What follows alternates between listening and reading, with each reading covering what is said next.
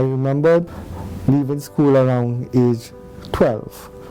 Our parents, because they're not being educated, they didn't make decisions as such. They themselves got married at an early age. They got married like when she was 12 years old and whatever, and having five siblings, right? It was kind of tough for one person working to maintain 5 children at that time. My first experience with real child labor was dealing with this guy who was a contractor doing landscaping. And I worked for him by prepping the place and doing the manual work, cleaning, weeding the grass and tilting the soil and all these things. The hours was like 8 hours, and it was hard because you're out in the sun. But you're willing to try to do something, hands getting blisters, but you would do things like that because you want to make something. You're trying, at that age you feel you have all the energy in the world, but you're still a child, so it is tiring, it is hard.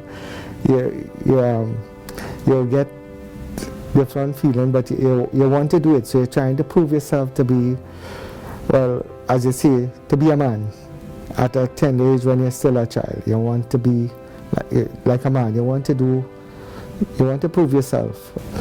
I worked for almost 1 year, out of school for 1 year and doing odd jobs, even helping my mom sell soft drinks and food and all these things. It was a way that when we were doing that, you were seeing some financial rewards where the family was being uplifted. Our situation was such, we didn't have television, we didn't have proper furniture in our house, we didn't have things.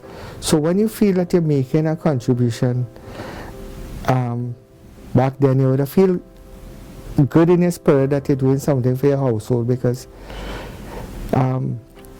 growing up in communities where people had one television and by a house, people used to go and gather to watch and all these things. So certain things you would have felt deprived like a child growing up, but you have to work like an adult trying to achieve it. And those experiences that I encountered then, right, with the selling and all these things, it had some things where the monetary thing kind of get my mind thrown off from my dreams of getting my education to achieve what I wanted. But somewhere along the line, it kind of struck me that I should be in school, I should be doing something, because going back and when we started to see, like within that year, the family started to have some improvements financially, and seeing an opportunity where I want to try to go back to school, do something, but how do I do this? Because at that age you think, if you fall out of the school system, it's very hard to get back in. Envisioning your future, it was kind of hard, because you see that all the hopes and dreams that you were looking forward to, like growing up, I wanted to pursue being a police officer, but you had to have hindrance in this because you needed to go to school to have your subjects and all these things to achieve that dream, right? So it is kind of hard thinking about what you want to do and if you can really do it. I returned to school at probably the age just around 13 or there, going into Form 3. It was kind of rough. It was kind of rough that you have to play catch up, because a whole year of my education went.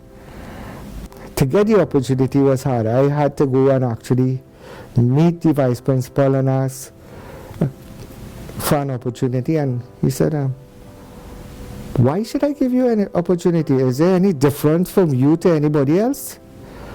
And he said, listen to me, walk with me.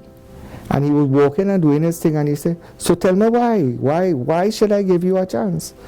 This gentleman named Mr. Gosine, he was the VP at San Fernando East Secondary, the junior secondary. At that time, I felt deflated. I felt really deflated that, okay, well, this man ain't going to give me this opportunity, but he made me walk the whole school with him, checking all the classes.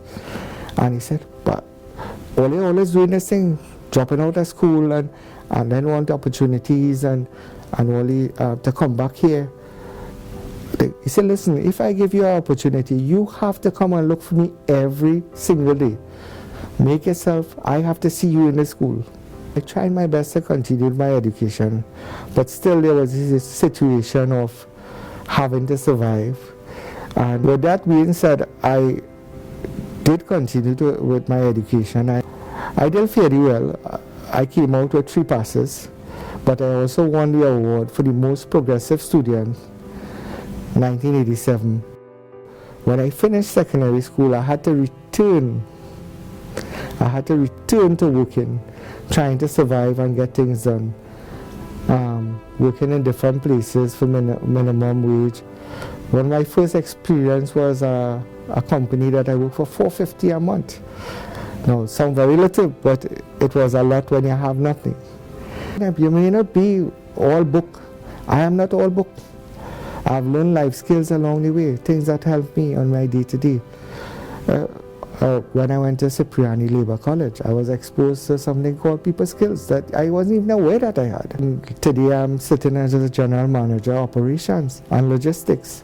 I would say to every child, focus on your education. That is the key to coming out of any sort of child labor issues, any sort of poverty. The key is education. Fortunately, I must thank God and the people who helped me to get off of it, like my employers and my wife. I also have my family now, my son, and the key now that I push to him is education.